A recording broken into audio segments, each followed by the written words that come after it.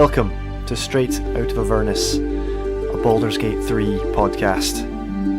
And damn, Daniel, the boys are back at it again. Damn, Daniel. That's an old reference. Pulled that one from the fucking pit. Yeah. My name is Drew. I'm one of your hosts of the show. I'm joined here tonight only, for one night only, live. It's my friend Andrew. How's it going, mate? Yeah, I'm good. How are you? Yeah, not too bad. We just came off a game of D&D. Just came off of D&D, where a recurring theme has cropped up again. I died. Again. Again. So how many we've done quite a few campaigns. I think we've done 5. And you've died in 4 of them. 4 of them, yeah. Always in a very similar fashion. My first death to a beholder, I got disintegrated. My second death was to a dragon, where I basically got disintegrated by fire breath. Third one, Strad dropped me off a tower and I died. And then in this one, I almost crumbled to dust yet again, after a shadow dragon emerged from my soul. It's pretty gnarly. It was pretty gnarly. It was fun. It was a lot of fun. But yeah, I died again, which is fine. That's D&D. There's no easy revivify scrolls or withers to just pay 100 gold to in this. In real D&D. Nope. Death is somewhat permanent, I guess. Well, we have a cleric of life, so yeah, you're alright. I think I'll be alright. You'll be fine. You'll be alright. You'll just walk it off. Walk it off. Just a flesh wound. Just a short rest away from being fine. Yeah, pretty much. So any news? I don't think I've got any news for BG3 news. I've got a bit of news. Oh, go on. I've not played BG3 in over a week. Oofed. No, but no. I don't think there's any official BG3 news out at the moment. They release various hot fixes and stuff all the time for fixing little bugs. One nice bunch of people over at Larian. Yeah, but the game's still great. Still really good. Still really good. Still enjoying it. Still 10 out of 10. Yep, absolutely.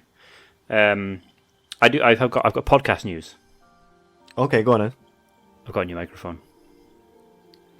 Thank the Lords. Thank the gods. And thank the gods. I've been doing some testing of it, and I think it works. It sounds pretty good. We'll find out.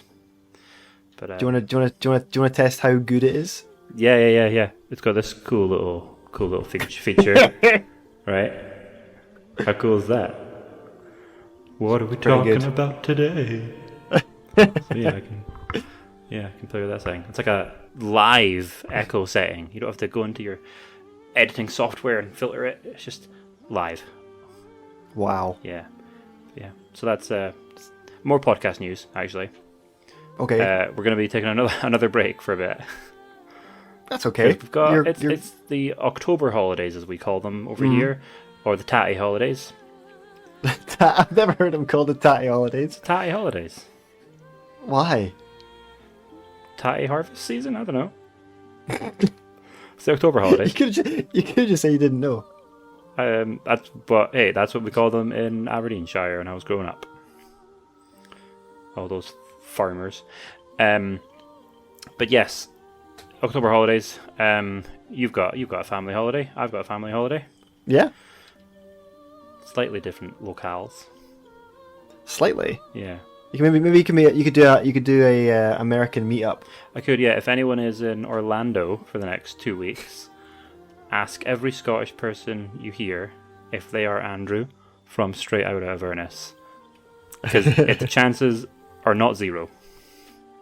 If you're shaking hands with Mickey Mouse and you hear somebody talking about tatties, the tatty holiday, it's probably Andrew. It might be me. Wow. Well, I hope you enjoy. Do you know what? I was going to make a Disney joke and talk about how awful Disney is, but Disneyland's fucking awesome, isn't it?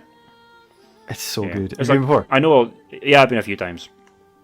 I know all these corporations are evil, but God, they're a lot of fun. Do you know what? I would love to go back, and I'm probably going to go back with the kids at some point. But like, it's changed, man. Hmm. I mean, this. I mean, okay, we are gonna do pod, and I think I'm just stalling because I didn't do my fucking research. But, but like when I first went to Florida, they still had all the old classic rides. Oh, okay, cool. The classics. So I that, think Space Mountain's still there. yeah, but like things like in like the Universal parks, they still had Jaws. Oh, okay. Yeah. And like King Kong, I think King Kong was just closed when I went. They still had Back to the Future.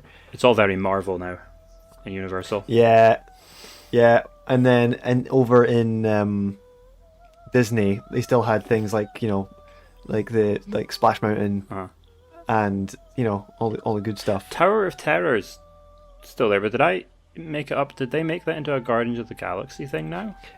In France, it's a Guardians of the Galaxy. Okay, cool. Yeah. Here, speaking of Disney in France, my wife and her sister went to Disney in France a couple of years ago, pre-COVID, I believe. And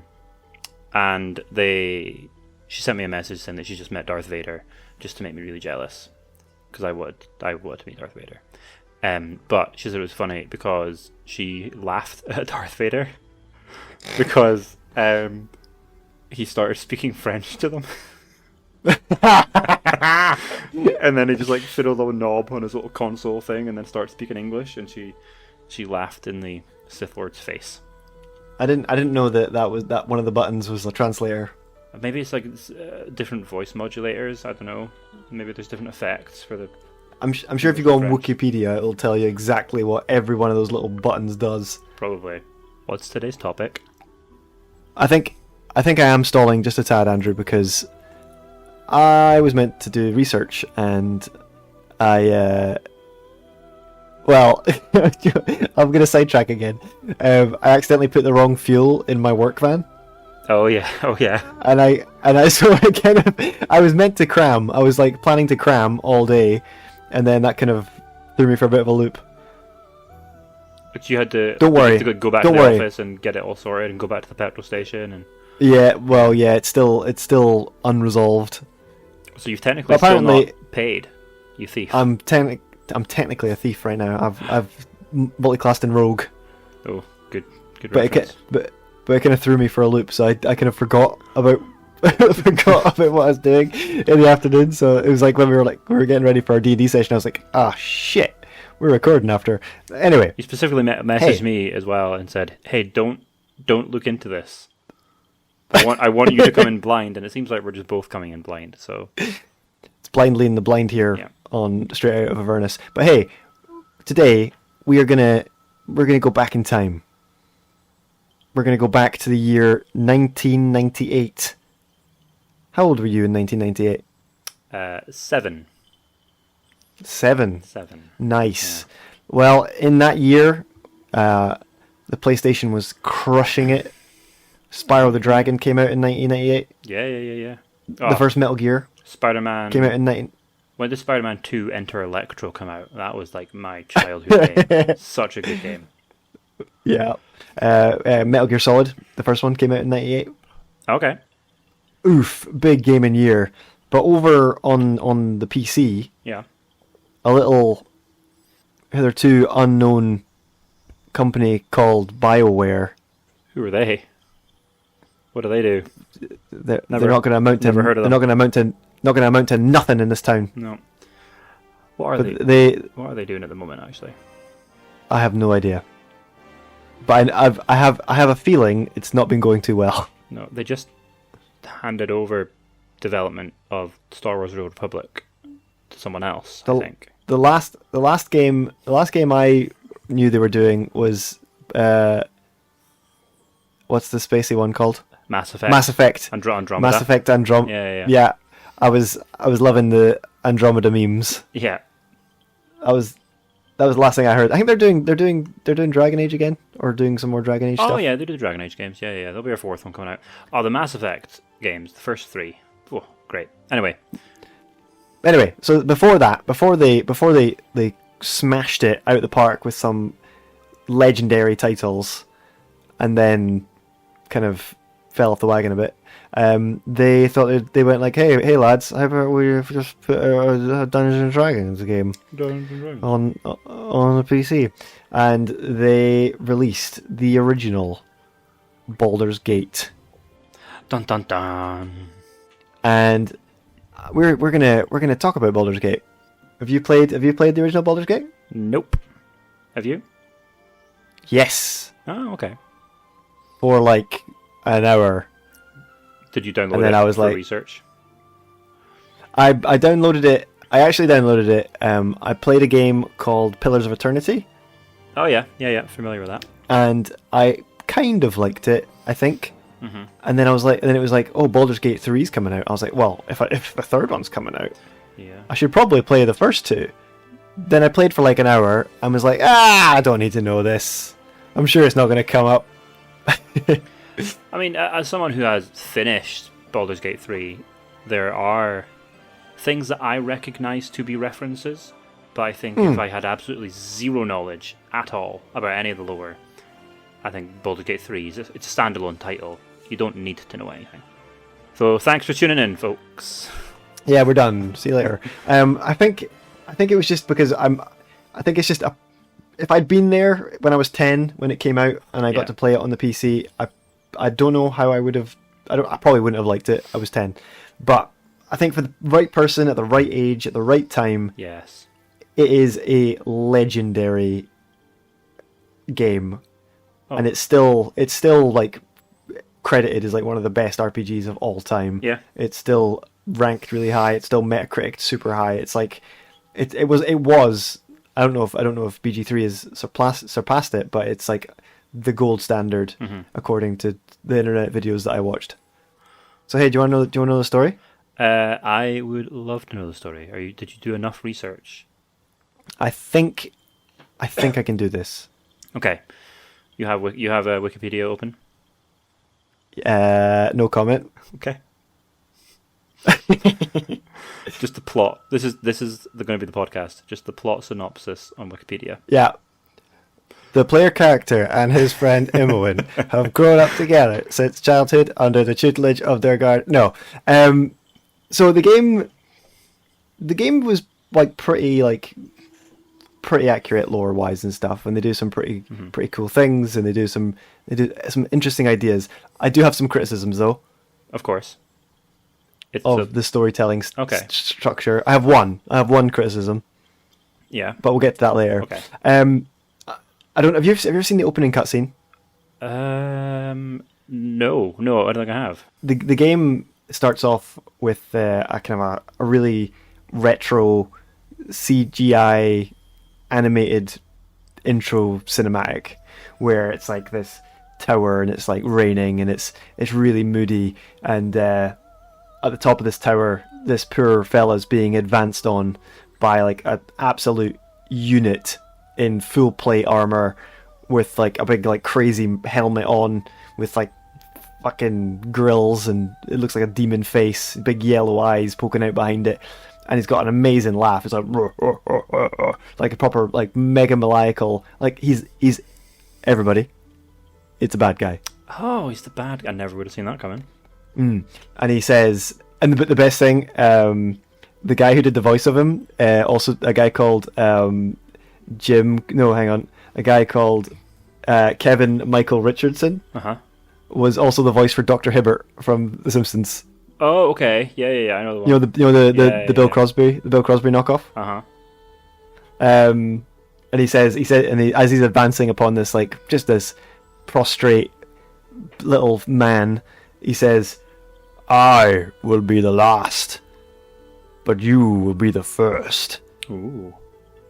And this little man's like, oh no, and then the big guy picks him up by the throat, and he said, and the guy's like, oh, don't do it, there's more, I can show you, and then he crushes his neck and he launches him off the tower, and it's pretty awesome. Lovely.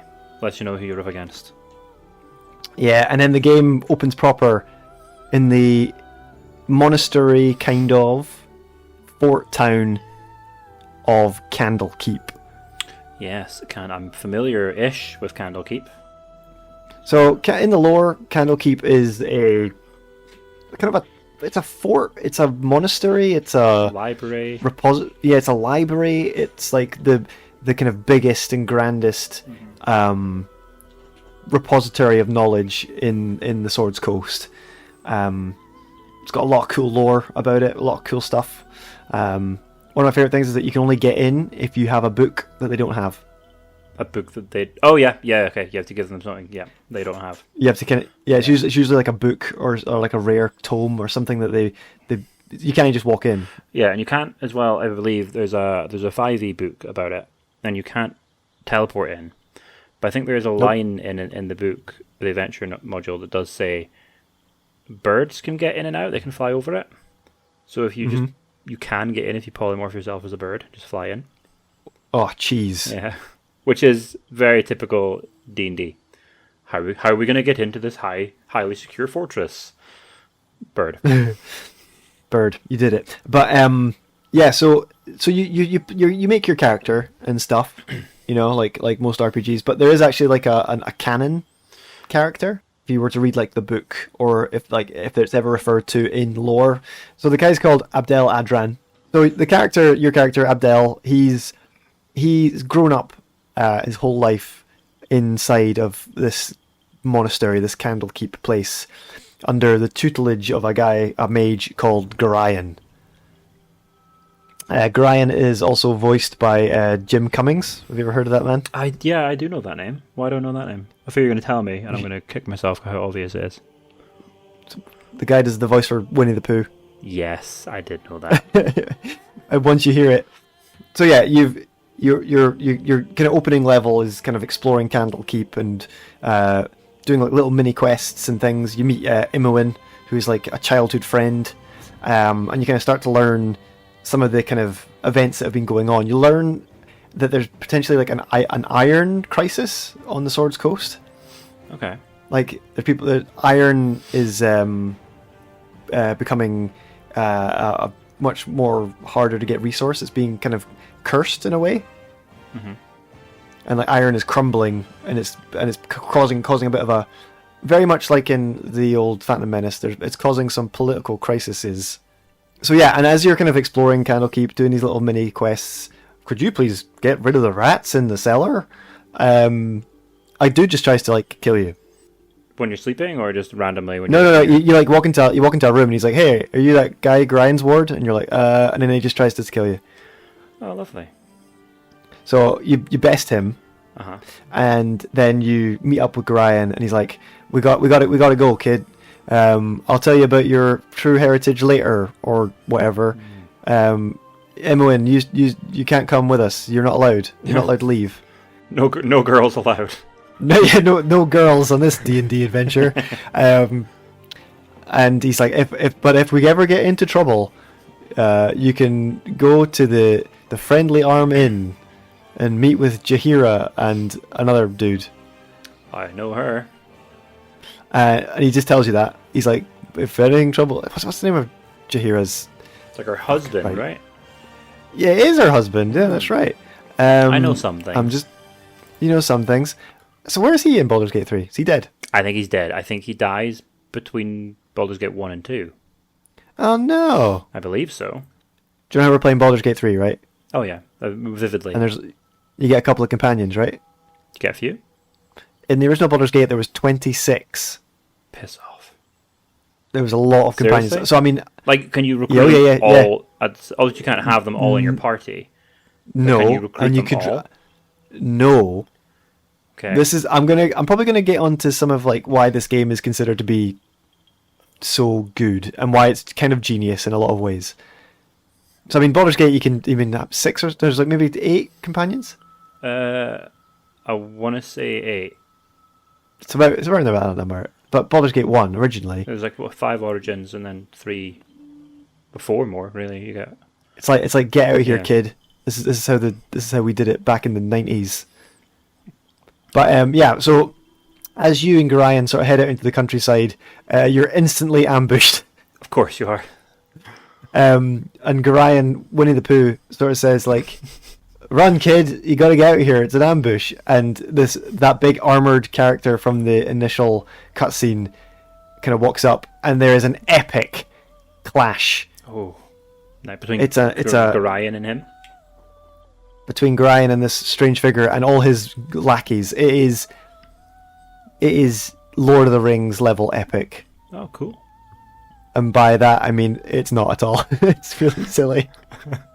It's because it's all done in the engine was like very Yeah. isometric It's and not very like it's kind not of like a cutscene. It's like one of those. Well, it's like a cutscene, but it's gameplay at like the lowest. Like what, 16-bit? We talking? That kind of thing? it's basically just how the game would play, but you just watch combat take place, happen, and your mentor, your father figure, your Gorion, he is deaded. Oh no! He puts up a good fight, but he's killed. It's like the next morning you awake, and Imowen's found you. The girl escaped Candlekeep, even though everyone told her not to. She had no girls allowed on this quest. She comes along, and you and her go. You can go back to Gorion's body, and he has a letter on him. It's like, watch out for that kid you've got, Gorion. He's going to be nothing but trouble one day. Nice, he just carries around that important piece of lore with him all the time. Yeah, interesting, eh? So you and Imowen can't go back to Candlekeep because you don't have any interest in books on you. So what are you going to do? Luckily for you, Gorion told you to meet with two of his old friends, Jaheira and Kahid, at the Friendly Arm Inn. Okay, And you're like, familiar with Jaheira. Yeah, you're like, nice. We can go and do that and make some friends in that, and we'll find out what's going on. On your way there, you're ambushed again by another fella who asks you, "Are you Gorion's ward?" And you're like, and then he just tries to kill you. Can you not just say no?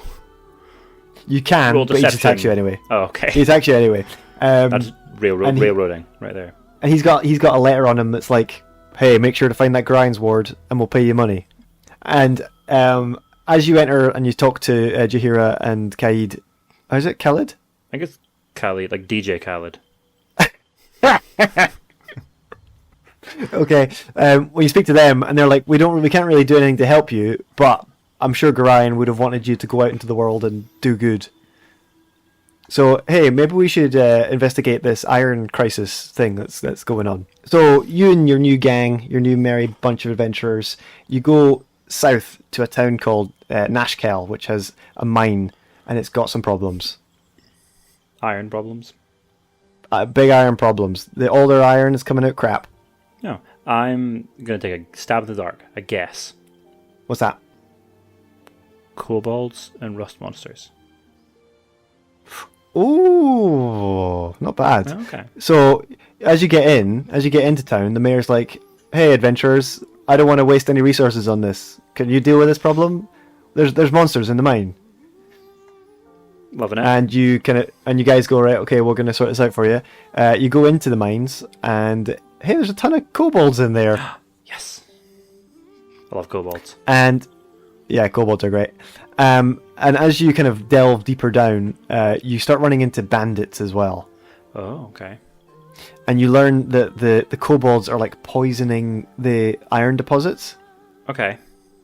And kind of cursing it and making it crap. And there's these bandits, right? And you find their leader, you take him out, and luckily for you, on him, he's got a letter on him. Another lower important letter. Yeah, and it says, "Hey, we're the Iron Throne, and we're hoarding iron. We want to have a monopoly on that iron.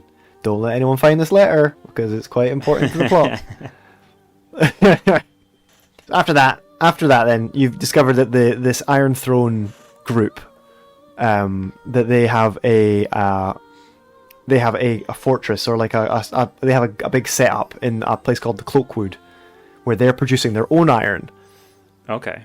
And it's kind of like, oh, cool, right, gang, let's go and let's follow this all the way to the tippity top. And you guys kind of head that way. As this is happening, you're always getting kind of jumped by people that are looking for you. You're kind of hearing rumors of like all these kind of murders and troubles and things. And when you reach the Cloakwood, you find out that they have the Iron Throne have their own iron mine, and they're producing good iron.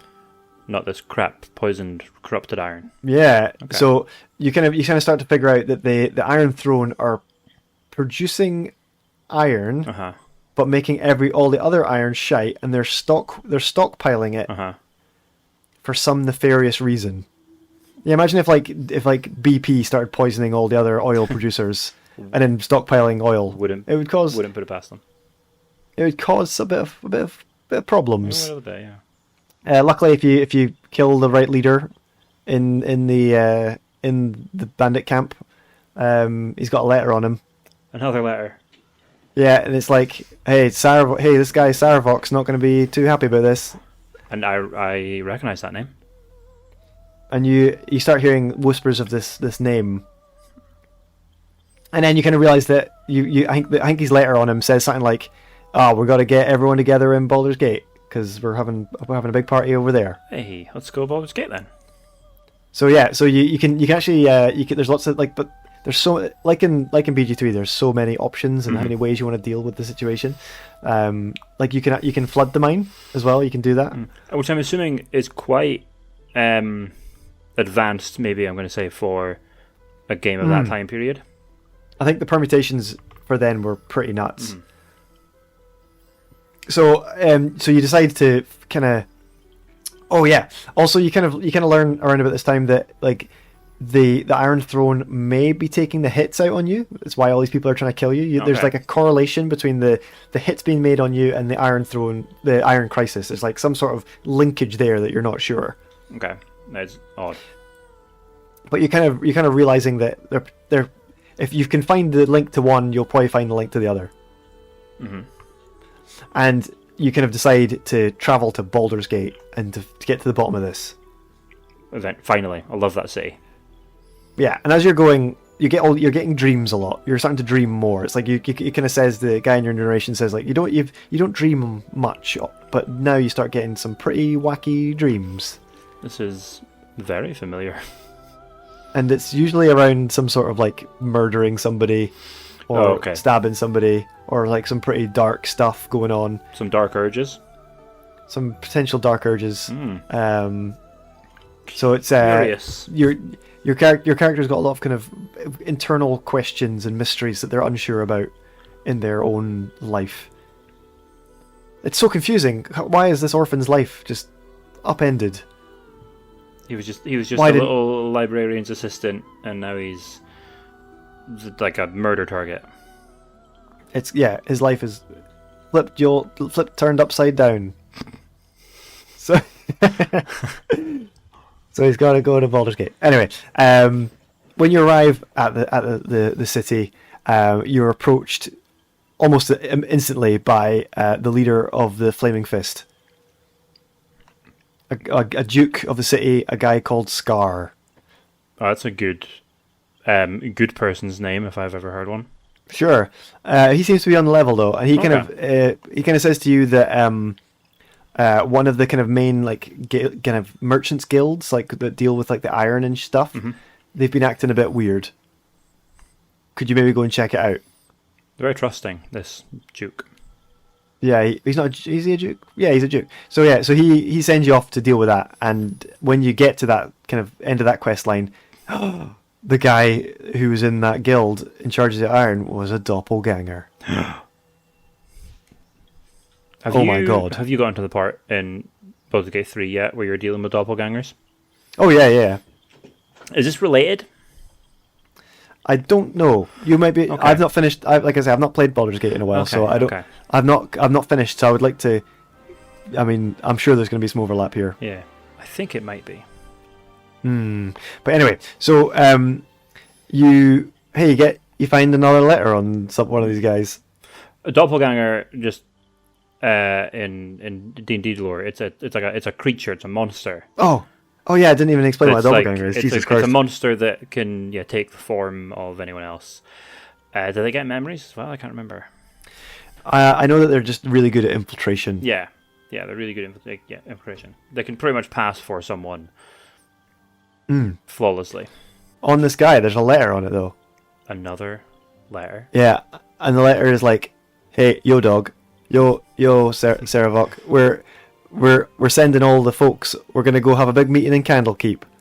Oh, We're sending over the big dogs of the Iron Throne over to Candlekeep, and we're gonna be doing some meeting. are we going back to Candlekeep now? Should probably get your lads over there so that we can do this meeting. Theravok. Bye. You also learned that like Baldur's Gate is like kind of the tensions are boiling and bubbling over with a nation to the south that's called Am, and there's like kind of threats of war kind of brewing there, that there potentially could be this iron crisis could lead to some sort of conflict in the future. And they don't have enough iron to make weapons and armor. Well, I mean, somebody's stockpiling it. Yeah. Oh, I see. Okay. Okay. So, you guys kind of you bring all this information to the top of the Flaming Fist guy, and he's like, I knew it. I will take all this information to the Grand Duke, and we'll get some plans going. Meanwhile, you get over to Candlekeep, find out who these guys are, get it all sorted out. And you get given a rare book, and you get jet ported over to Candlekeep to get to the bottom of this mystery. You get fast traveled there? Yeah. That's nice. When you're outside of Candlekeep, you meet a guy called Kovaras. Uh-huh. And he's like, yo dog, I hear you're going to go and deal with this problem. Take this special ring. It'll help out. Don't worry about it. Trust me. See you later. Trust me. My name is Bye. not at all suspicious. I am Koravas. Okay. So yeah, you bust in there, you meet all these leaders, some shady stuff's up. Mm-hmm. And as you kind of dig deep, hey man, there's doppelgangers everywhere. More doppelgangers. They've infiltrated Candlekeep. They're up to no good. And so whilst you're kind of like dealing with this problem in Candlekeep, you learn also that there was a prophecy. There's a bit of a prophecy, and you learn that that Gorion knew about it. Your mentor knew about this prophecy. Mm-hmm. That there was probably a bit of action going on, and that something known as a ball spawn would start causing some problems. Yes. And a prophecy was made that these ball spawn would become an agents of chaos across the Sword Coast, across the Forgotten Realms. I'm aware of Ballspawn a bit. We will get into it. Okay. But the prophecy is that they will eventually start to kind of intertwine, and potentially rebirth the Lord of Murder. Because he was murdered. Because you remember that episode we did on the Dead 3? I do remember it vividly. It was very good. Some of our best work. Yeah, some of our unlike this episode. So during the time of troubles, all the Dead 3, they came out. They kind of all met sticky ends. Yes, they did. So I mean, Bane was defeated. Bane, the Lord of Tyranny, was defeated by Torm. Mm-hmm. Merkel, the Lord of Death, was beat up by a girl. What a nerd. And Baal was murdered by Cyric. Yes. Baal may have had a little sneaky premonition that was probably gonna come to pass, right? Mm-hmm. So he kind of went, right, well, I need to make sure that doesn't happen, right? So I need to come up with a sneaky fantasy magic plan. Horcruxes. So he put on some like nice shoes and a shirt, and he like went out on the town, and he just started laying the moves. He brought some riz and some swag. He bought a nice car. Grab your coat, honey. You've pulled. Yeah, he was, and he did some shagging, as all good lords of murder do. Yeah, sure. He hung up his murder cap, and he pulled out his shagging cap. And his theory was, right, yeah, I will create, or one of my spawn, one of my progeny will ascend and be as crazy and as murderous as me. Right. And when that happens, after my death, that one will basically ascend to godhood and give me a way to re-enter the world. Because that works, sure. Yeah, it does, kind of. Yeah, sure, why not? It's fantasy. Yep. Okay. Fantasy magic. Whatever. Fantasy magic, yeah, do whatever you want. And you learn in Candlekeep that you may have something to do with this. Uh-oh. As well as your half-brother, Saravok. Shock. Horror. I know, right? Yeah. So as you discover that Gorion may have had something to do with this, a dude bursts in, and he's like, "Oh my god, all the leaders of the Iron Throne are dead. And it was you!" Oh. Well, yeah, that's why we're here, right? Yeah, and you're like, "Oh no, but I've got all this information. Look at all these notes I found. Look at all these letters." And they're like, "I don't care about that. Look at this assassin's ring that you have. You happened to take off of a guy called Caravas." Well, we trusted that guy implicitly. Yeah, they give you a cool ring. Yeah. The guy's like, "That's an assassin's ring, and you're going to jail. Don't pass go. Don't collect £200. We're sending you off to Baldur's Gate to get murdered." I like that in fantasy realms, assassins just carry around rings that identify themselves as assassins. Well, how else are you supposed to know? How else are you supposed to know? Like, you're going to kill this guy, and he's like, "Hang on, he's wearing a ring, though." Secret handshakes and that, isn't it? I suppose. So anyway, yeah, so you go into the dungeon, but luckily, one of your old pals from Candlekeep kind of comes in and goes, "Hey, I know you're innocent, man. I'm going to get you out of this. Dodge." And he puts you in the basement. He kind of teleports you in the basement of Candlekeep, and you have to escape and get back to Baldur's Gate and find out who's this Saravok guy, stop the Iron Throne, what are they up to? And here's a cool thing about Candlekeep. There's a big ghost dragon in its basement. That is cool. It's awesome. It's a big silver ghost dragon. And it just kind of like... That's awesome. I need to write that down for my campaigns. It's cool. It's really cool. And it was kind of put there as a protector, but then like the spell that bound it there didn't wear off. So even though the dragon died, and it's just its ghost roams around, and it likes its books. That's really cool. I love that idea.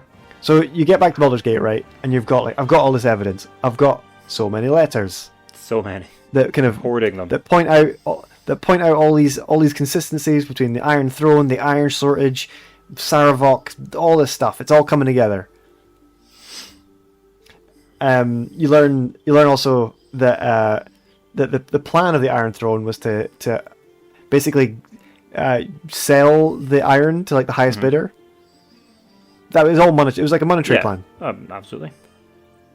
But then Saravok's come in and he's killed all those guys. So he's not in it. He's not in it for the money.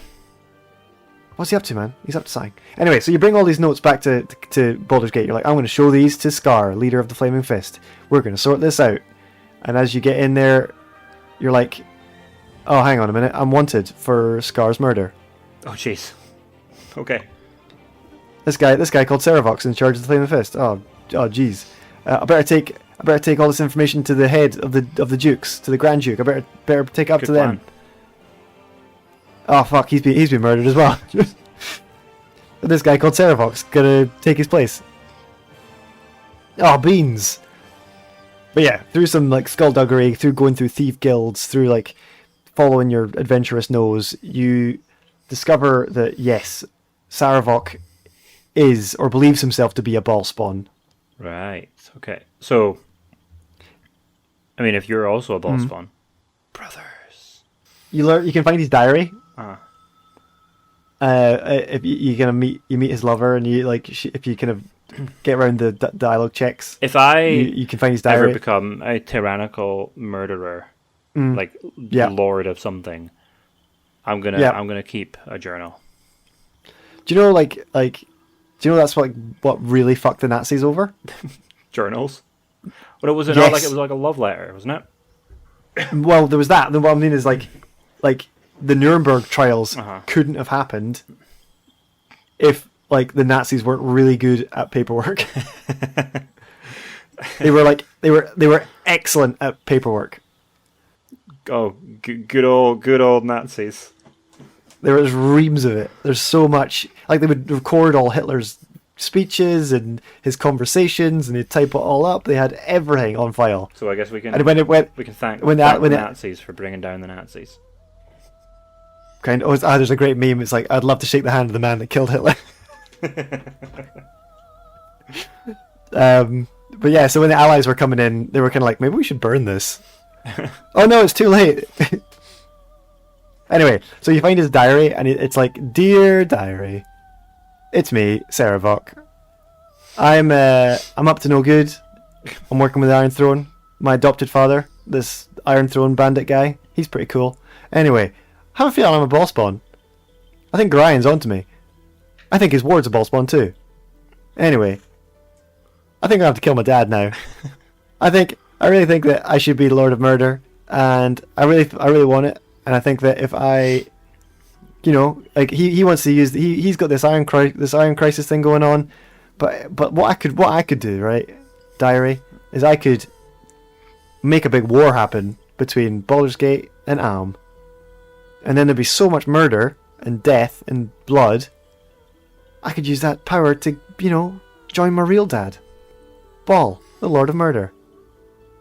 This guy sounds unhinged. Anyway, gotta kill Dad now. And gotta deal with this pesky adventurer that's mucking up all my plans. Probably my brother or sister. Whatever. If I kill them, probably better for me. Yay. Anyway, thanks, diary. Your pal, Sarevok. Kiss, kiss. And it's like you find. I think that's what brings him down in the end. You find like a letter that is fucking signed by Sarevok. Jesus. Being like, I'm behind it all. It was me. You find his letter where he confesses, and you can rush to his he actually calls it his coronation. Okay. But it's basically him being ascended to like Grand Duke status, much like a character in Baldur's Gate 3. Yeah, so who does that happen to in Baldur's Gate 3? Yeah, that's true. So yeah, you bust the door in. Lucius Malfoy. Potter. Anyway, so you kick the door in, and you are able to convince the Grand Dukes that, hey, that guy Sarevok's behind it all. The guy wearing the jagged plate mail armor with the helmet with the devil's mouth on it. Sure. He's not a good guy. And they're all like, oh, I can't believe it. We were going to give him the keys to the city. And so yeah, you have a big confrontation with him, and then it kind of leads down into the big what do you call it? Into a big like underground temple of Baal, where you eventually defeat him. You defeat your half brother. You can, I believe you can go there. Baldur's Gate 3. Oh my god, I've not done that yet. No, you can find it. Oh my god, thanks for the spoiler, Andrew. Yeah. You're welcome. Anyway, so you best him in combat, and nice. As the game ends, you see like the kind of camera pan out, and you follow Sarevok's soul as it enters like a chamber filled with like his kind of likeness in a statue which is destroyed, and it pans out, and there's just hundreds and hundreds and hundreds of these statues. So it implies that there's more ball spawn out there. They're going to keep causing trouble. They're going to keep causing different crises until there's one left. And that's the story of Baldur's Gate 1. Woof. Wow. Can you believe it? We made it. We did it. What do you think? What do you think the story was, Andrew? What do you think? It's pretty good. So you're a ball spawn. Yes. So you're a child of the Lord of Murder. Yes. And your brother's the main antagonist. Yes. That drama. And yeah, he wants to cause a war, which is why he's hoarding all this iron. Yes. So that lots of people die. Yes. And gives him lots of souls so he can ascend to godhood. Correct. Solid plan. You did Love it. Pretty good, eh? Is there not a DLC for this? Did you research that? Not really. There's a second game, and we're going to talk about this a little bit more here. We'll talk about this now. Oh, sure. Hey, like I think it's a pretty cool story. I do have a problem though. Go for it. Why is everything in letters? Why is everything? Why does everyone evidence everything? It's just so many letters. But yeah, so I think when the game came out, for its time, it's pretty good. I mean like the game. It's it's legendary. It's got like so many things about like I say, like you've got so many permutations, so many different quests, so many different things to discover. You can meet Dritz Duerden in it. Oh, that's cool. And if you try, He's a very infamous character. Yeah, sure. And if you try really hard, famous character. If you try really, really hard, you can kill him. Oh. The developers were like savvy enough to like know that people would try. It's like they that's like kind of like their philosophy. They would. There's so many secrets, so many things that like if you can do it, if you can figure it out. Yeah.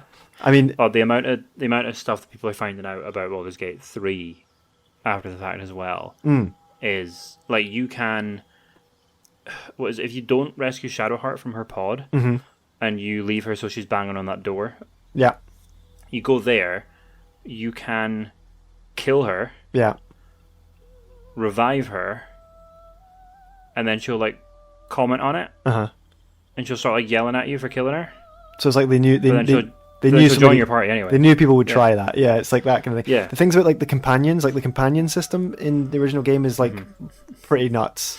It's things like. So you said there's like 26. How does that work? Yeah, so there's 26 companions. You can't get them all because this game adhered like a lot more to like traditional Dungeons and Dragons. So like the alignment system is a lot more in play.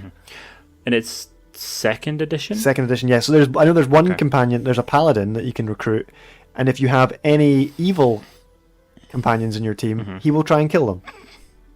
Right, okay. So there's a lot of things like that. There's a lot of things like if you have this guy in your party, this guy won't join if you don't complete his quest. I didn't even talk about Minsk. No, yeah, you briefly gloss over Jaheira as well. Yeah, I know. I mean, that's what I'm saying. There was too many, and I know if I went into that rabbit hole, like I mean, Minsk and Jaheira. Well, we could do a load episode on just Jaheira and Minsk. I'm sure we could. Yeah, I mean, yeah, absolutely. Minsk is probably the most like quotable Dungeons and Dragons character of all time. Yeah, one of. I will charge blindly into combat. He's an idiot. Go for the eyes, boo. And and he's a ranger with a miniature giant space hamster. I mean, there's so many iconic things, and yeah, I mean, there's a lot of characters that come together, or like as a pair, like Jaheira and her husband. Like if one of them dies, the other one leaves your party. Okay. I mean, there's like it was like one of the first games to have like romanceable companions, and also companions that would fall in love outside of you. That's pretty cool. So like if you travelled around with long enough with certain people, they would form relationships. There's I love the like when you're wandering around the countryside banter between your companions. Baldur's Gate 3, I love it. Especially like early game when they all still kind of hate each other. Oh yeah. Especially like Shadowheart and Lysel. It's just so catty. And yeah, it's just like careful, you're awful close to that cliff there, Lysel. An accident might happen. But it's just they're so bitchy to each other. It's great. It is good, but I mean, I think the thing that really broke me and I couldn't get into was the combat. Well, yeah, because it's not like, warning if you want to go and play Baldur's Gate 1 and you've been playing Baldur's Gate 3. Why would you even bother after that very comprehensive plot synopsis? Yeah, exactly. It's real time with pause. Yeah. Which so it's doing the turn order every 6 seconds. However, it's real time. It's real time. Yeah. I don't like real time with pause. I hate it. Games. I don't like it. I think was it Dragon Age. Do the Dragon Age games do it that way? I believe so. Yeah. And it's real time with pause, so you can pause it and jump about. But I don't like it. And I think when it was first kind of revealed that Baldur's Gate 3 was going to be turn based, a lot of diehard BG1 and 2 fans were quite angry. Yeah, totally. But like D&D is a turn based game, of course. And if you want the full Dungeons and Dragons experience, which I think Baldur's Gate 3 is about the closest you're going to get. Turn-based is the way to go. Sure, I just find it very chaotic, and like, Pillars of Eternity, it was the one I played more of, and I find it really difficult to like win fights. I played Pillars of Eternity 2, and I think you can turn on turn-based mode, okay, and I had to turn it on because it's just not fun for me. I find it very, very incomprehensible. Like I can't understand what is happening. And then you can find, like, and that's the thing about Baldur's Gate is that I've learned, like, it's relentlessly hard. Mm-hmm. It doesn't pull apart like a wolf will fuck you up. Yeah. You know what I mean? It's like it doesn't hold the punches, and I guess there's an audience for that because I mean, like the Souls-like games are really popular. Like, Punish Yourself, the game. Yes. But I mean, I think the thing I was loving hearing so much about the original Baldur's Gate was just how much detail and how much effort and how much lore and how much just things they put in the game, how much things they rewarded you for exploring that world, they rewarded you for playing, and you know what I mean? It's like every corner had something interesting. All like the video I watched, the guy talked about how he found like a ring that had lore attached to it. The ring was crap, but the lore was ace.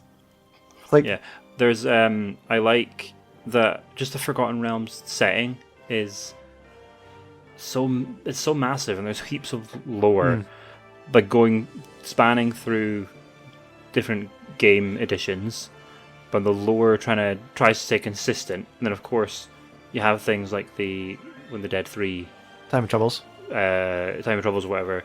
That was like the game switching editions. Yep, that's right. And so they kind of explain it through that, and I like that. I do like to concern myself with canon. Mm-hmm. You're a bit of a canon queen. I'm a bit of a canon queen. I love my Star Wars canon. Ah, fuck! Here we go again. I know, but like I do love it, and so I like that Baldur's Gate 3 has references to these games and things are canon and they happened, and there is a set canon event. I love all that. Yeah, I really do. I do too. It's one of the reasons why I don't like Star Wars anymore. Because you don't like the canon. Because the canon is beyond broken in my opinion. But yeah, I think that where they started, what they did, what they were able to achieve.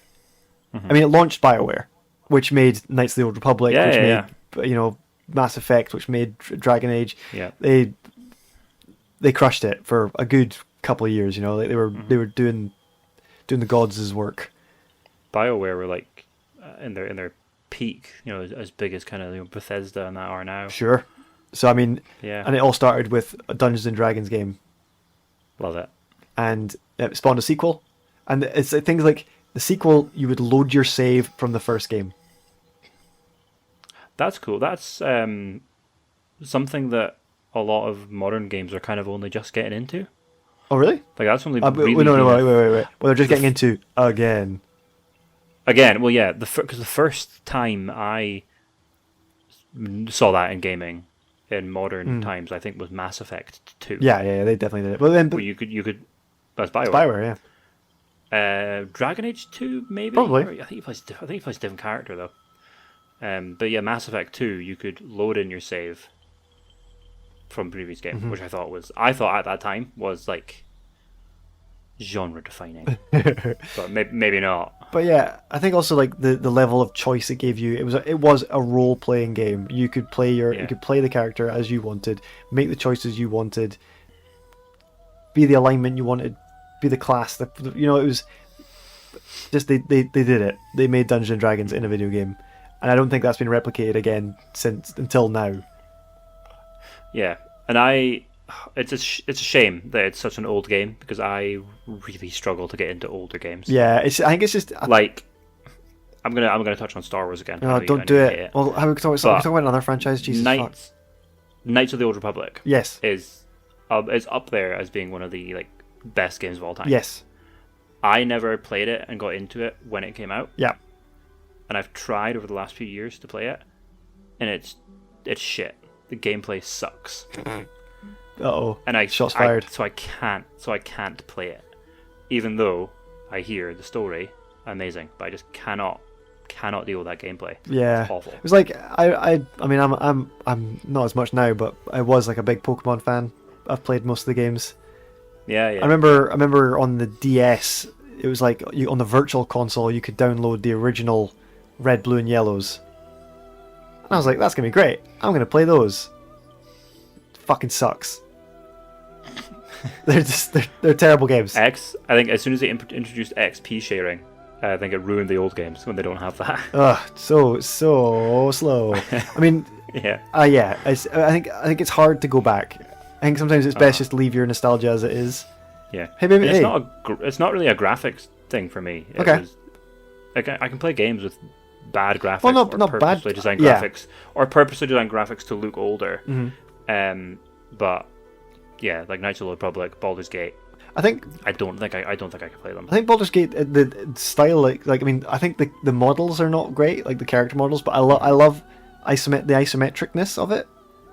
Like I do like an isometric kind of like game. the kind of painted on version where it's like the kind of monkeys. Was it Monkey's Island? What's that game called?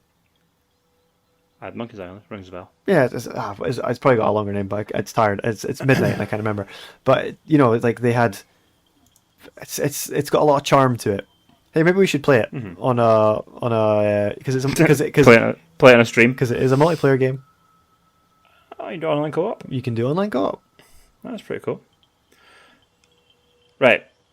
Have I done enough damage? I think so. I just wanted to impress that. I think it's like I really wish I could have get in a time machine, go back in time and played it when it came out, been a part of that. Because I mean, it's not for us now. We've moved on. We're on to new shit. But yeah. I would really have loved to have been there at the time. And like I say, it is considered one of the best games. It's of all time, really. Yeah, it's probably one of. Sure, I guess it might be. Who knows? Yeah, definitely maybe revolutionary for its time. But I mean, I think once it's gone, once that like time in a bottle is gone, you can't really reclaim that, which is sad. But maybe we should play it on a stream or something. I don't know. So we'll see. I've done enough damage in this podcast. Do our socials and let's get the fuck out of here. All right, it's my turn to ruin things because I get worse and worse at this every week. Okay. Hi. We are straight out of Avernus on Spotify, Amazon Music, Google Podcasts, and on YouTube. The Discord server link is on there, but apparently it expires. What? Which annoys me. And I didn't think you always needed an invite link to join. I thought you could just search on Discord for like straight out of Avernus and join. Apparently you can't. So, I think the YouTube one's expired, but I posted last time's episode to Reddit a while ago, and someone mentioned it in the comments, so I commented on there with a new link. Can I upload it with this? I don't know if I can. Who knows? We're on Discord. This is going bad again, Andrew. We're doing so well. We're on Discord. We're straight out of Avernus. If anyone, hey, Chef Dirk, if you're out there, which I know you probably are, you help mod our Discord. Help me out with this because I don't know what I'm doing. Is there a way to get like a permanent Discord link? What else are we on, Andrew? Jesus Christ! So it doesn't expire. What have I covered? Oh, gee, you are getting worse. Cut this. Spotify, Google, Amazon, YouTube, Discord. We're also straight out of Avernus on Instagram and TikTok. I posted a TikTok the other day. Oh my god! I got like 250 views or something like that. Holy moly! Do you know how many? Here's the thing. I did that on our actual straight out of Avernus TikTok account. Yeah. Right. And it got like 200 and whatever views. Do you know how many views I got on my first Baldur's Gate 3 video on my actual TikTok that I'm not going to reveal? How many? 213,000. Jesus Christ! Yeah. What? Is that like... Did I go viral? I think you did. Yeah. I got 8,000 likes. Whoa. We're all about those likes. And I got 215,000 views. Probably just Chinese government. I don't know how that happened. It's probably just CCP checking in on you, making sure you're not up to anything. Yeah. But anyway, straight out of Avernus, Instagram and TikTok. If you want to get in with any listeners' questions or you want to slide into our DMs, you can do so there. And I'll try and answer you. Although I'm going to Florida for 2 weeks, so don't count on it. So yeah, hey man, thanks for listening to my fucking incoherent rambling. Thanks for listening to my incoherent rambling at the end. It's my pleasure, my friend. We're getting so good at this. Episode 11, done. We should have stopped at 10. like Here, I did read some like stats a little while ago. Uh-huh. That said most podcasts don't even make it to episode 7. Holy moly, we've done it. We've done it. We're in the big leagues now, boys. we're in the different. We're in the top percentile now. Bye, everybody. Before we get distracted again. Yep. I'm out here. See you later. I'm gonna go watch Star Wars. Bye. Have you played it, Andrew? Nope. End of conversation. What you meant to do is go. Have you? Have you? Well, do you heard a fucking yes and, Andrew? I will be. No, he says. You will be the first. No, what does he fucking say? Off to a great start. Jesus Christ, this is all staying in. Christopher Robin. That was rubbish. Cut that. Oh bother.